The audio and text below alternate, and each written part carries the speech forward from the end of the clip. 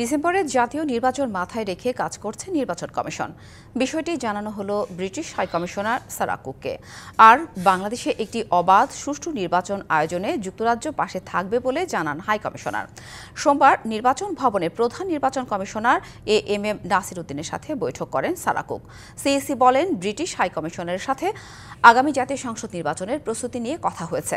এদিকে British high commissioner বলেন, যুক্তরাজ্য বাংলাদেশে একটি সুষ্ঠু নির্বাচন, নিরপেক্ষ ও অংশগ্রহণমূলক নির্বাচন দেখতে চায়।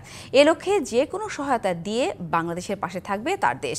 এদিকে নতুন রাজনৈতিক দলের নিবন্ধনের জন্য গণবিজ্ঞপ্তি দিয়েছে নির্বাচন কমিশন। আবেদন করা যাবে 20 এপ্রিল পর্যন্ত। লিলি হালাল বিউটি সোপ, বিএসটিআই কর্তৃক সনদপ্রাপ্ত দেশের প্রথম হালাল বিউটি সোপ। দীপ্তিময় উজ্জ্বল ত্বকের জন্য। যেহেতু একটা টাইমলাইন আছে আর্লিয়েস্ট ইন ডিসেম্বর, সেটাকে মাথায় রেখে আমাদের প্রস্তুতি আমরা যাতে নিয়ে যাচ্ছি, যাতে ডিসেম্বরে ইলেকশন হলে তো অক্টোবরে শিডিউল ঘোষণা করতে হবে। তো আমরা যাতে ওই টাইমলাইনটা মিস না করি সেভাবে প্রস্তুতি নিচ্ছি। এটা আমি তাদেরকে বুঝিয়েছি, তারা খুব অ্যাপ্রিসিয়েট করেছে। তারা আমাদেরকে হেল্প করতে চান এবং আমাদের নেক্সট ইলেকশনে তাদের কী ধরনের সাহায্য সহযোগিতা আমরা নিতে পারি সেটা জানতে চেয়েছেন। আমরা বলেছি যে কীভাবে সাহায্য পেতে পারি।